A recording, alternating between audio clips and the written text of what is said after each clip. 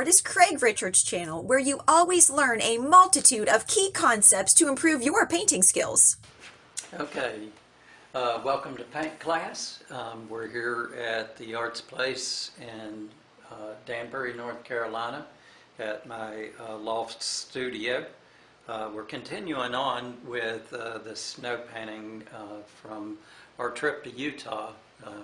Neat little waterfall right here that had ice kind of crusted over top of the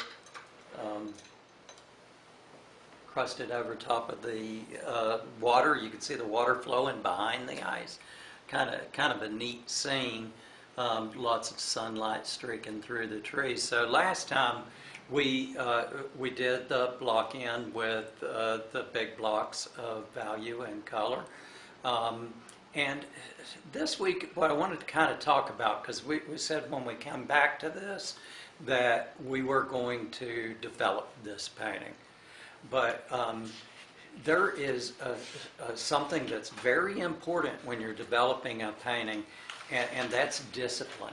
That's like commitment to the painting, because what we have a tendency to do, I think this is probably pretty normal, is that we want to knock it out. We want to just get that painting done, and we want it to be a masterpiece also, and so it's like this is New Year's, and everybody starts talking about like resolutions, and a big one on the top of the list is like, I'm going to lose weight this year or whatever, and so I'm going to do that by ordering a video, and I'm going to leave the video in its package. If I do open it, I'm going to watch it one time, and then I'm never going to do any exercising along with the video, and I'm not really going to eat the way that I think that I ought to eat.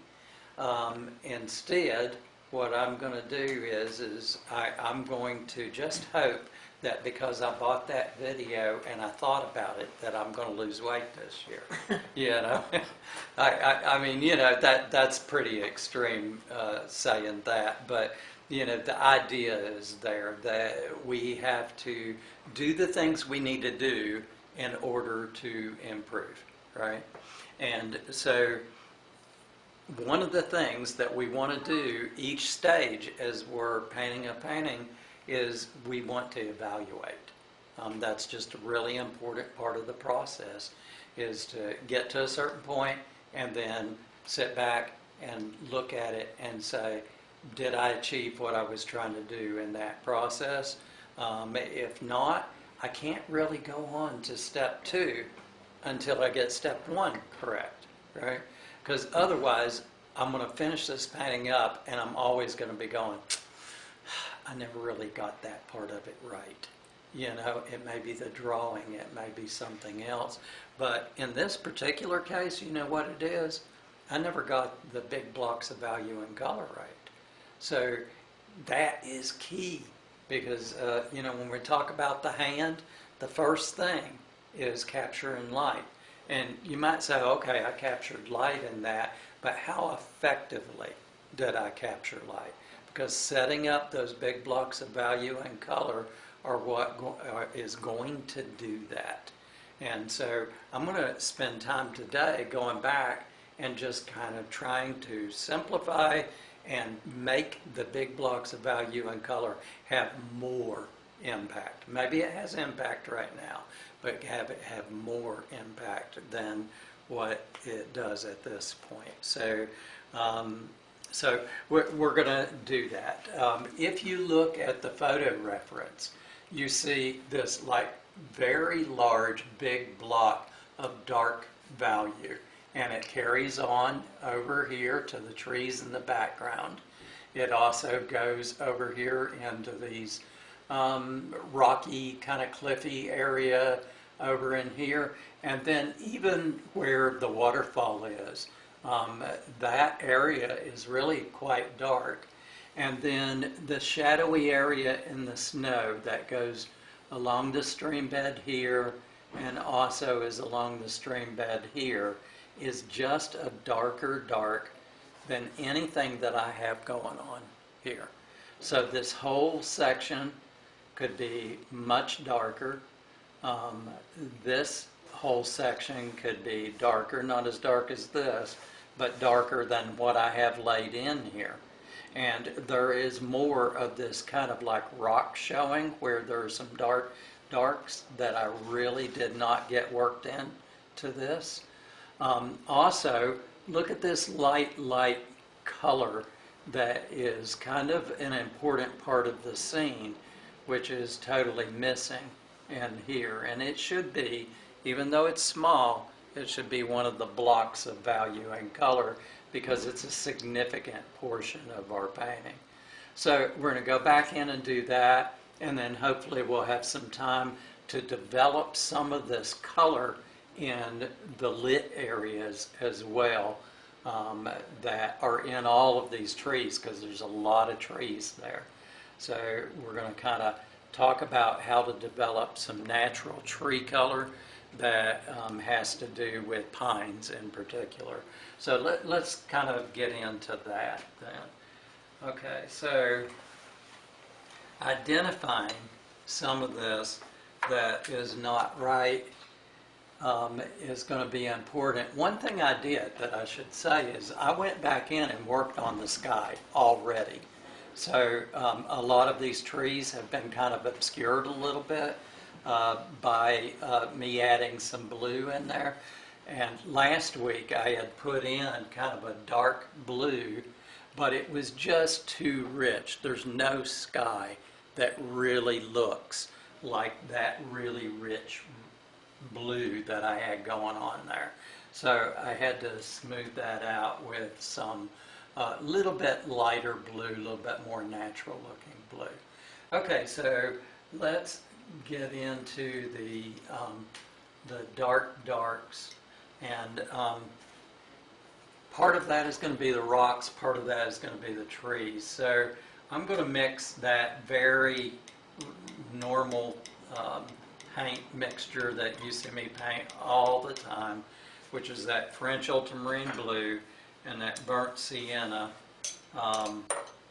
to do some of the dark that has to do with the rocks. So I'm going to get some of that, and I just want to increase this area of darkness and maybe just how dark it happens to be.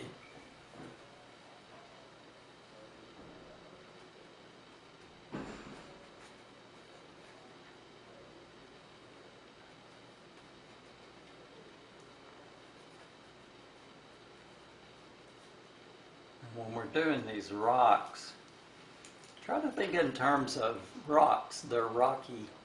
They have not such soft edges lots of times.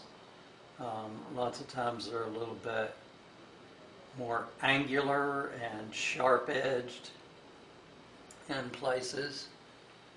So we're beginning to develop that a little more. Now you may go back and do some more detailed work with the rocks. Right now, we are continuing to do those big blocks.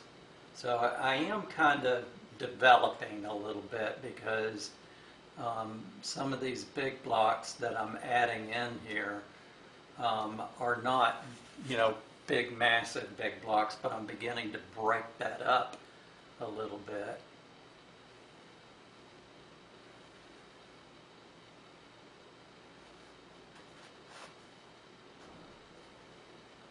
And I am softening out some of this in the foreground because there's also some grasses and things that are kind of growing out and around some of these rocks. I'm actually going to increase some of this. So this is, what we talk about, like pushing colors, pushing things. I'm adding some stuff that's not even actually there.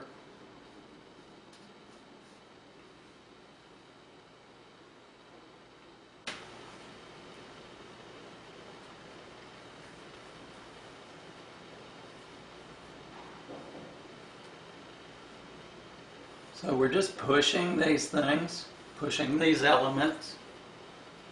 We talked about that in a recent video, that when you're talking about pushing, what you mean is that you're making things a little more extreme. Whatever it is that you have going on is going to be a little bit more. The color might be a little bit more extreme. The contrast of light and dark may be a little bit more than it was.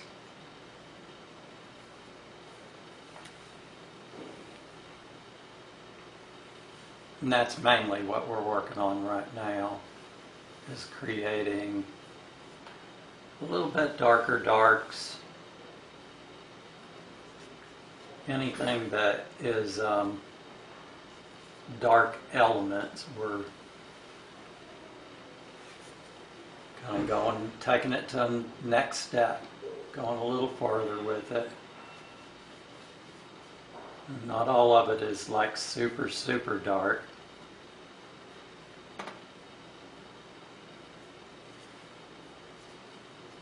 I hate when I have like light color along the edge of my canvas. It messes with how I'm like thinking about everything that I have going on if I keep getting these little blinks of. So Craig, is that color almost black that you're putting on there? It is almost black. It's you know, you can create a very dark with French ultramarine blue and burnt sienna.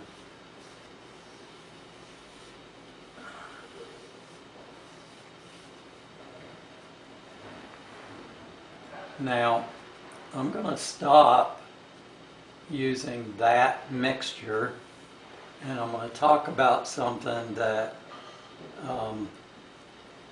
you usually hear me refer to it in a very negative way, and that is using the color black in your paintings.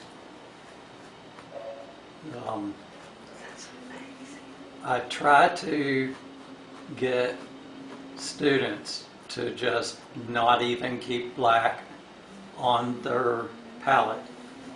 And the reason is that it takes discipline to use black properly. And you learn discipline over a period of time.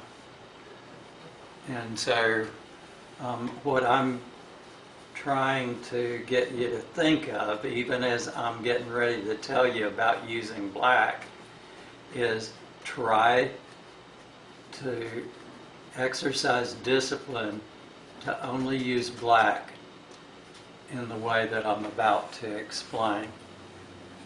So kind of keep that in your thoughts as you're thinking about, okay, Craig is saying it's okay to use black, because it is. Black is a valid color. Black is a valid color. And here's the problem, is that if you don't use discipline, what you'll end up doing is using black as a darkening agent. So when you have a color of blue and you want to show the shadow side of something that's blue, you're just going to add black to that blue to darken that blue. Just like we might use white to lighten a color.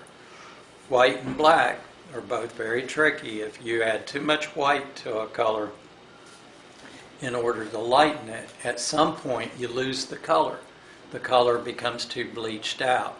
So you have to recognize that you can only push that just so far without losing the influence of the color itself. When it comes to black, if you start using black as a darkening agent, before too long what you'll find is your entire painting and your whole series of paintings that you're doing end up being very dull and bleak looking. And so don't use black as a darkening agent.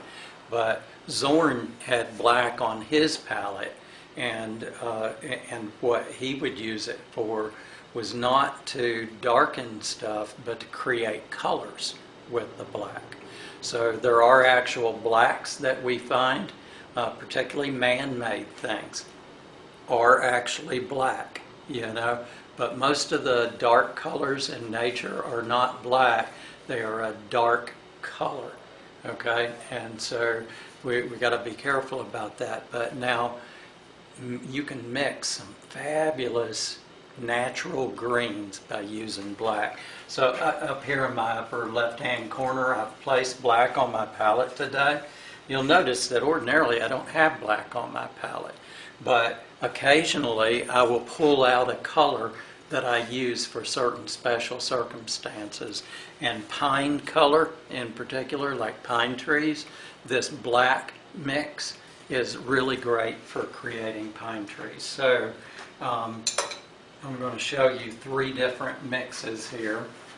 Let's just corral some of this French ultramarine blue and burnt sienna mix that I've started here. Get a little clean spot on the palette. And we're going to take some of this black and put it out here. Now, anytime you're mixing color, don't try to mix out of the puddle of color that you have out and around on your palette. Add color to your palette for mixing.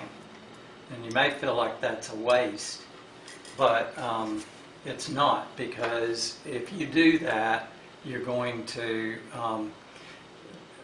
mix correctly without contaminating your puddles of color around the sides. So what I've got here is black, and then I've got a lemon yellow. I'm pulling out a yellow ochre, which is really quite a brown, right? But that's the name of it, yellow ochre. And then I'm getting a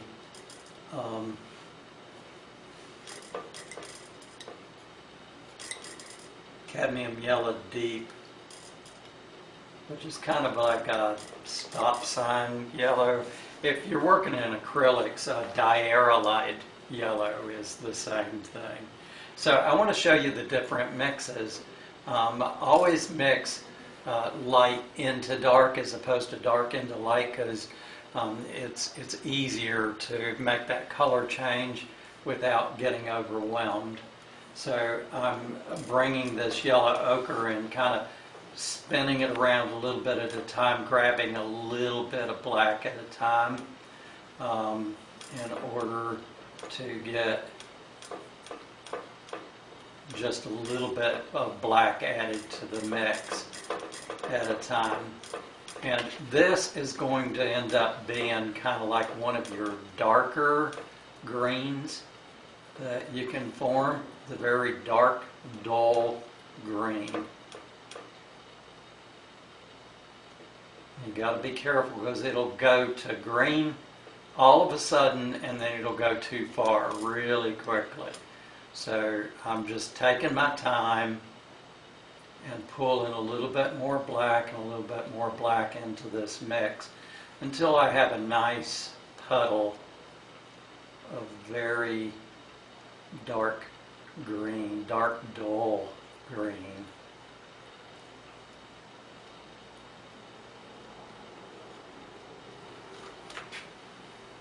And that looks kind of dark on the palette. It may not look as dark once it gets up here on the canvas where it's a little bit better lit. You may be able to see the green nature of it a little better. See these greens that are kind of in the half light here? Let's just put some of this on here. Gosh, it's perfect. Yeah, see how correct that is. And if I were to look at it on the palette, I really wouldn't see it that way. But that's a good way of being able to check your colors, is to put it right on your photo. So we're looking for this to be more like this, where it's lit by sunlight.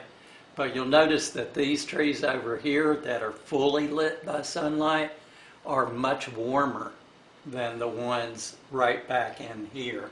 So we're kind of looking for that in-between color. So I'm taking that black, swirling it around into the cadmium yellow deep, and I'm going to keep doing that until it's not as warm as these would be over here. But it's definitely a much lighter color than the color we just mixed for. And this is probably a good time to say, when you're mixing paint colors, always think in terms of how light or how dark it is primarily. That's your first thing that you want to think about, because if you're using two dark colors mixing together to make a light color, you may be able to add white to it and lighten it up a little bit. You're going to lose some of the chroma, some of the richness when you do that. If you just start, like say you're mixing a green, you start with a light blue and a light yellow for a light green, you're going to get there, you know. If you're trying to make a dark green and you start with a light blue and a light yellow, you would almost consider that to be a definition for insanity, right? That it's just not going to happen. But I can't tell you how many times that I myself or, other people, you see them trying to shoot for some really dark color and they're using light colors. Start thinking in terms of light to dark primarily. That's your first bet. Okay, so let's look at some of this. And that's a little yellower than what I would like it to be. I'm going to bring a little more black in just in the corner of this mix to see if that heads me in the right direction. If it doesn't, I can add a little bit of blue into there, see if I can't get a little closer to that. Well, I don't have to add blue because there it is. It's pretty darn close. Okay, so we've got that color and that color. Now here's our last color. And this, I'm trying to shoot for this that's really warm over here and light. So bring a little black out, and primarily we're working this yellow. Which yellow is that again, Craig? This is a lemon yellow. Okay. And I can see right now this lemon yellow is not going to be quite warm enough for that. We can get this nice light yellow going with the lemon yellow, nice light green going. And then maybe we'll bring some of this cadmium yellow deep and just swirl a little bit of that into it, see if that might be closer to the color. No, that's still not quite it. I'm going to bring a little more black in. If that doesn't work, we're going to have to try a little bit of blue mixing into this mix.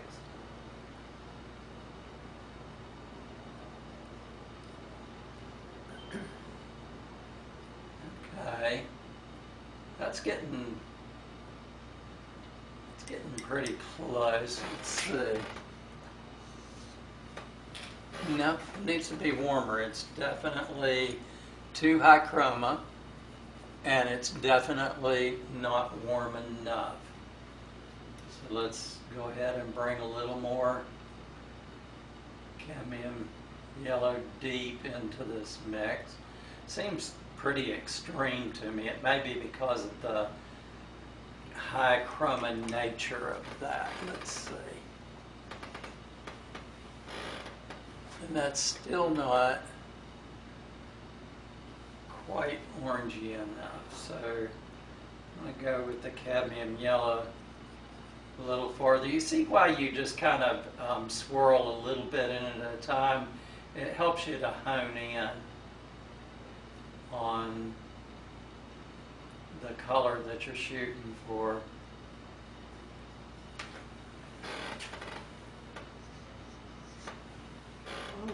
That's getting closer there now. See, for me, I'd be thinking, that's it. Yeah. I'd be happy with that, wouldn't you? And it's interesting because when I put it up here, I'm seeing a green that is getting a little warmer all the time. But when I look at it on the palette, I'm just seeing an orange, right? So this is the reason we kind of check it. Now it's starting to look good. Now, if this is an orange, we need to add a blue if we want to neutralize it. If it's a green, we need to add a red. So, Why would you not add a brown? Because when I look at that, I think a little brown in there. Am I? well, I'm seeing brown elements in there. You know, when you're trying to create a big block of value and color, you've got to go with one or the other of maybe several different colors that are all kind of scattered into there. Because you've got little needles that are kind of greenish, and then some that are a little bit brownish, and then you've got the shadows in between that are much deeper green. So you got to make a decision. If I'm putting in a big block, what color and value am I shooting for? And then once you get the big block in, now as you develop, you go back in and add little, if you go with this light color, you're going to go back in and add the shadows. If you add the brownish color, you're going to go in and tinkle it with some greens and stuff, you know. So, but you got to just kind of make a decision. Yeah. So, I want to neutralize that a little bit. I'm going to look at this and say this is kind of a yellowish orange. And so the opposite of that on the color wheel would be a blue. Craig, let me just ask you a question. Now, you're going for a light or a dark? Because this is where I'm recalling that you said about when you're mixing two colors together and you're trying to get a dark, you're not going to mix two light shades. Yeah, I'm trying to get a light. I'm trying to get light. So you're going to mix a light shade of blue in. Yes. Yeah. Well, part of it was that we were somewhere between either a blue or a reddish color, depending on how we were defining that. If we're defining that as a green, we need a red. If we're defining it as an orange, we need a blue to neutralize. So what's between blue and red is kind of a purplish color, right? Mm-hmm. So I'm looking at this cobalt blue, which is kind of a purplish blue. So that's why I'm kind of shooting with that. And if I need to, I'll lighten it up. Now, the thing is when you're neutralizing, you're not using enough paint to really alter that value, that lightness to darkness that much. You're not creating a color, you're just neutralizing a color. You're neutralizing a color, so you're just using a speck. I mean, if you look at my palette knife, there's literally a speck on the end of my palette knife that I'm going to use to kind of go into the corner of this existing little puddle of paint. I'm getting another speck because that wasn't enough. And there we go. I can see that is definitely neutralized. It took it a little bit more in the greenish direction, but it's definitely neutralized it out. So now I can check it. I'm just about to wear out my photo reference. And look, see, that just about disappeared. So now we're right. I only have enough to do just a little smudge on there, but I've been paying attention to the recipes that I've been creating. And so now I can take the whole rest of that puddle, neutralize it with a little bit of that cobalt blue. Okay, so I'm just cleaning my palette knife on there. No point in wasting that, particularly since I don't have a whole lot of it. Let's take the large brush.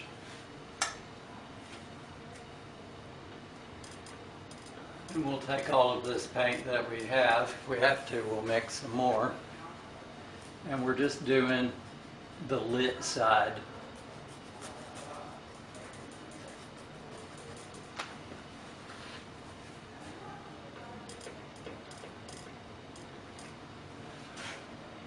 Of these trees here.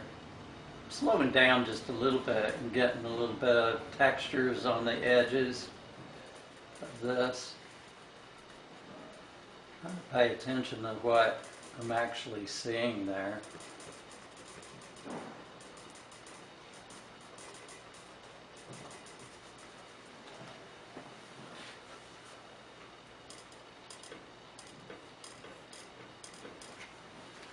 And do the same thing with this here. I am kind of running out of paint. So I may have to actually mix a little bit more. And what did we do? We started with mainly yellow with a little bit of black. Then we brought in a pretty fair amount of Yellow, deep. cadmium yellow deep until we got it pretty much where it was looking orange on the palette. So that's what I'm doing. I'm continuing to add some until I got a orangey look, and then we neutralized it with just a little bit of cobalt blue. It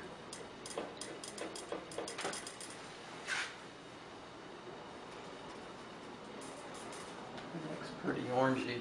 I'm going to add just a little bit more of the, whoops, add a little bit more of the black.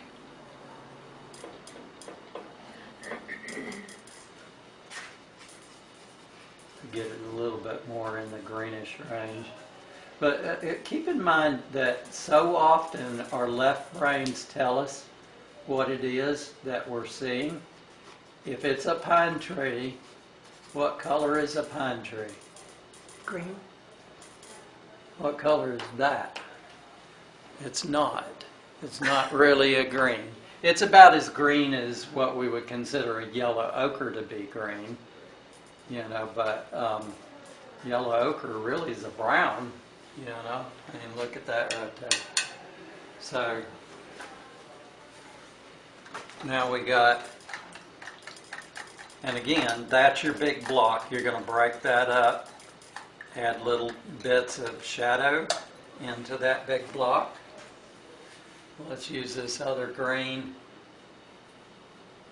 which is our light green over on this side.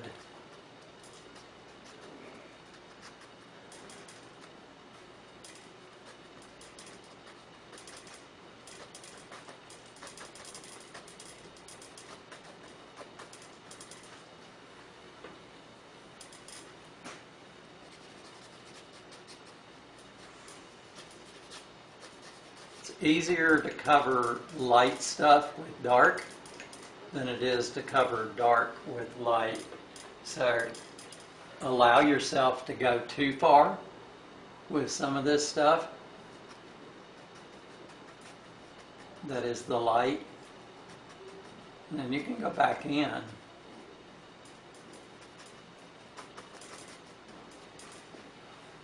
And create the darks to go beyond that.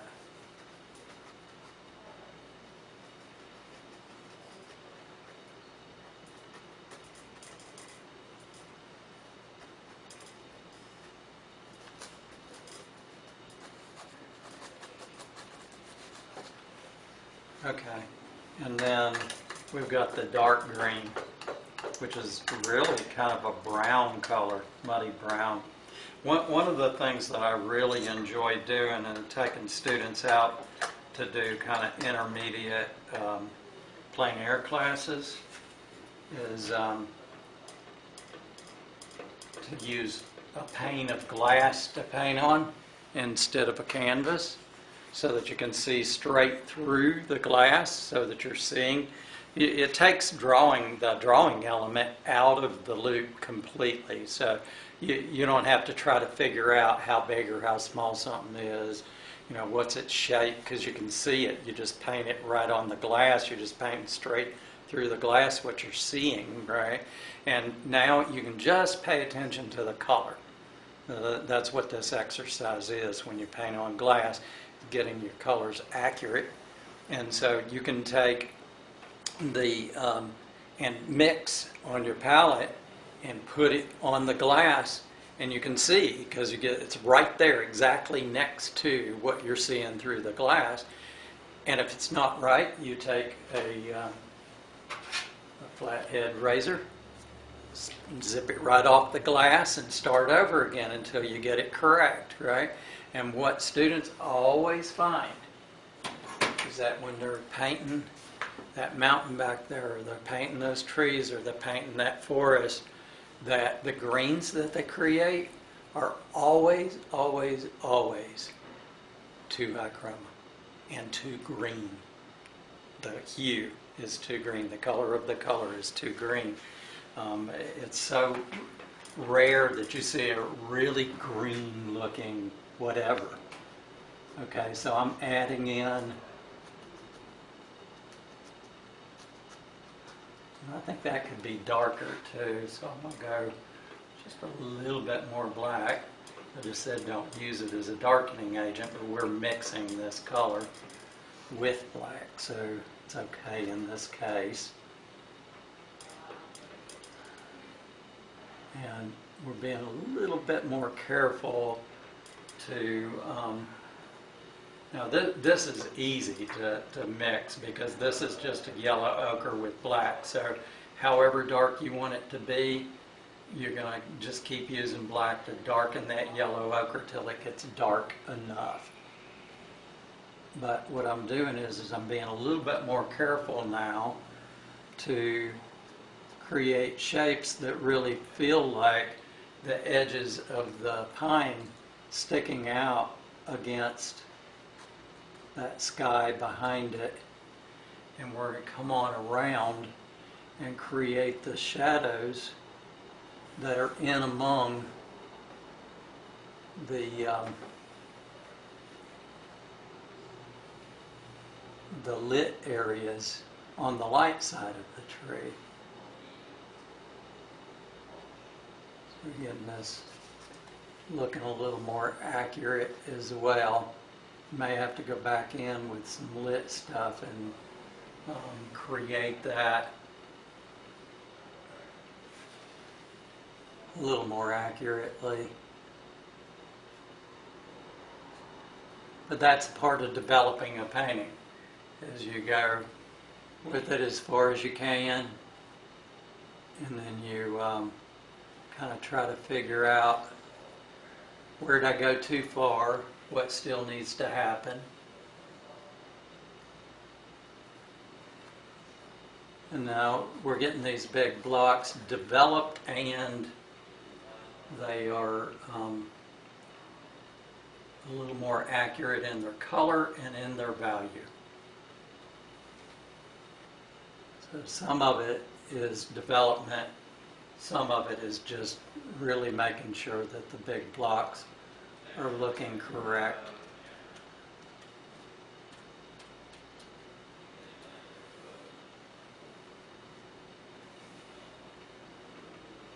And let me point out, when I'm doing this, I am kind of hurrying through doing a demo, so that I won't take up your entire day with me tinkering and painting. When you're doing this, slow down. Slow down a little bit. Make sure those colors and those values are correct right off the get-go. She's just got the beginnings of the painting going.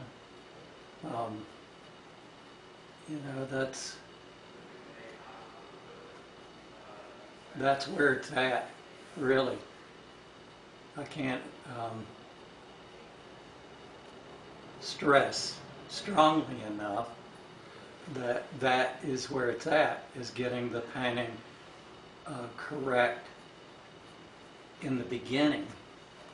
So if you get these big blocks and things correct in the beginning, then the details, as you begin to add those details in, the details, you'll begin to realize how little the details matter. It is all about getting all of this stuff going correct, getting those big shapes correct with the big amounts of shadow and colors.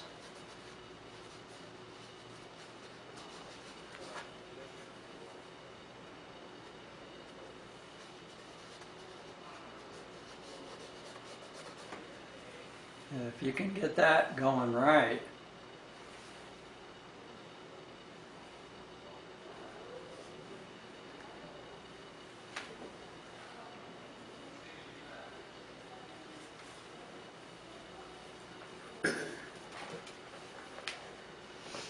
Last week, Kitty was talking about how Craig's painting looks more three-dimensional than even the photograph. I mean, it looks like it's just coming alive, coming right at you.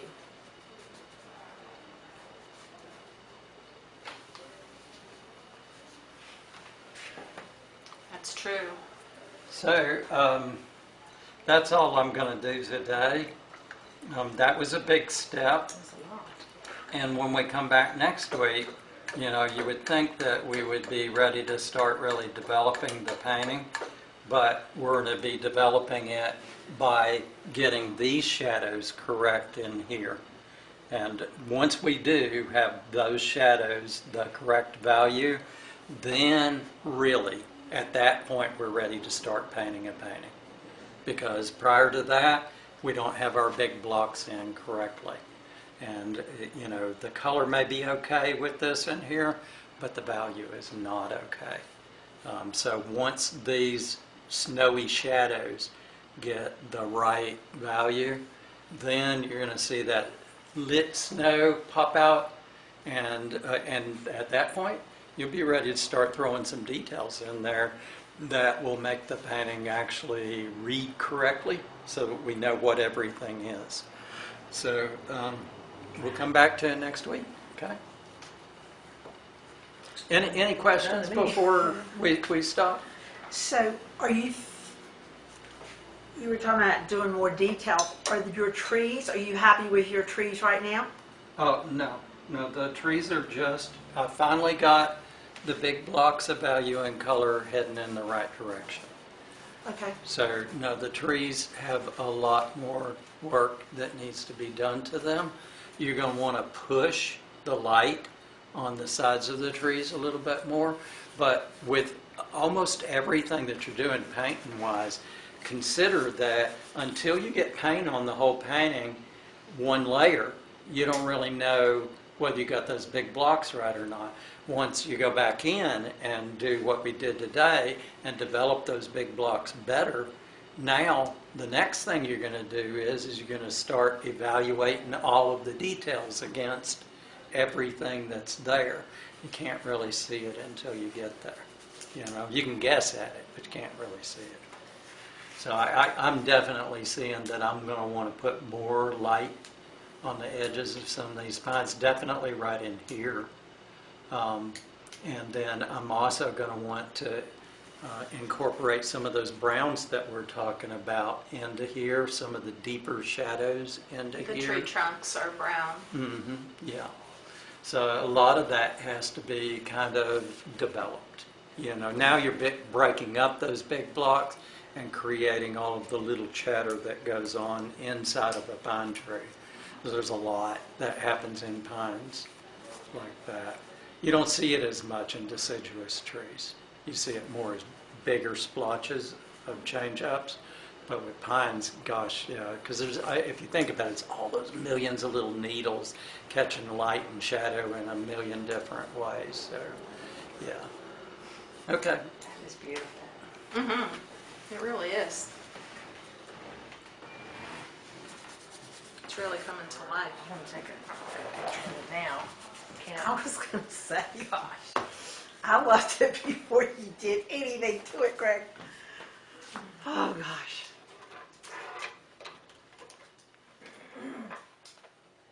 Oh, my goodness gracious. Well, that was a little. Okay. Hey there, I hope you enjoyed that video, and I hope you're getting a lot of value out of all of these videos that we're posting on the artist Craig Richards channel.